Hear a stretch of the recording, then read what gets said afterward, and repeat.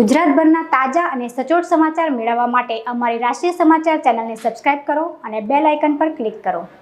સુરત શહેર police commissioner દ્વારા ઉત્તરાયણ પર્વને લઈ એક જાહેરનામું બહાર પાડવામાં આવ્યું છે। પતંગના કાતિલ દોરાના કારણે અકસ્માતની ઘટના ન બને અને લોકોની સુરક્ષા તેમજ સલામતી જળવાઈ રહે તે માટે જાહેરનામા કેટલાક કડક આદેશો કરવામાં આવ્યા છે। સુરત એસીપી IN પરમારના જણાવ્યા અનુસાર પોલીસ કમિશનર દ્વારા ઉત્તરાયણ પર્વને લઈ બહાર પાડવામાં આવેલ જાહેરનામા મુજબ શહેરના તમામ ફ્લાયઓવર બ્રિજ પરથી આગામી તારીખ 14મી જાન્યુઆરીથી લઈ 15મી જાન્યુઆરી સુધી સેફટી ગાર્ડ વિનાના 2 વ્હીલર વાહનોનો પર પ્રવેશ પર પ્રતિબંધ મૂકવામાં આવ્યો છે। આવા વાહન ચાલકોએ બ્રિજની નીચેના માર્ગનો અવરજવર કરવા ઉપયોગ કરવાનો રહેશે। આગામી મકર સંક્રાંતિના પર્વ નિમિત્તે તારીખ 14 અને 15 જાન્યુઆરીના રોજ માનનીય પોલીસ કમિશનર શ્રી સુરત શહેરનાઓ દ્વારા એક જાહેરનામું બહાર પાડવામાં આવેલું છે, જેમાં પ્રજાજનોની સુરક્ષા માટે ખાસ કરીને સુરત શહેરના જે ફ્લાયઓવર છે એની ઉપરથી તમામ 2 વ્હીલરો જેને સેફ્ટી ગાર્ડ નથી લગાવવામાં આવેલા તેઓને ત્યાંથી જવા માટે પ્રતિબંધ લગાવવામાં આવેલો છે। જેને સેફ્ટી ગાર્ડ લગાવવામાં આવેલા છે તેને આ પ્રતિબંધમાંથી મુક્તિ આપવામાં આવેલી છે। નદી ઉપરના બ્રિજ જે છે ત્યાં 2 વ્હીલર જઈ શકશે।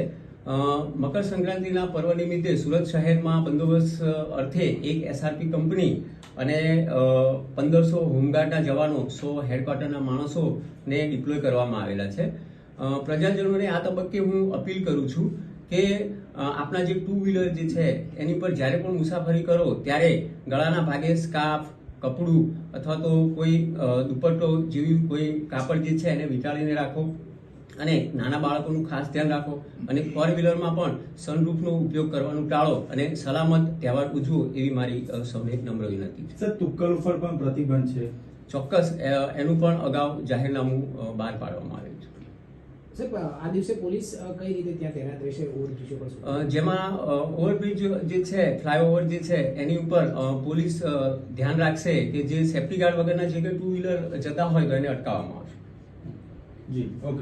જ્યારે સેફટી ગાર્ડ લગાડેલ વાહનોને પ્રતિબંધમાંથી મુક્તિ આપવામાં આવે છે।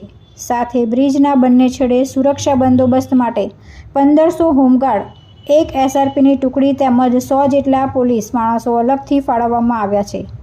શહેરના તાપી નદી પર આવેલ બ્રિજ પરથી તમામ વાહનો અવરજવર કરી શકશે। ઉત્તરાયણના 2 દિવસ દરમિયાન કાર ચાલકોને પણ એક કડક સૂચના આપવામાં આવી છે, જેમાં કારની ઉપર આવેલ સનરૂફ બંધ કરવા આદેશ આપવામાં આવ્યો છે। તુલસી શર્મા સાથે રાષ્ટ્રીય સમાચાર, સુરત।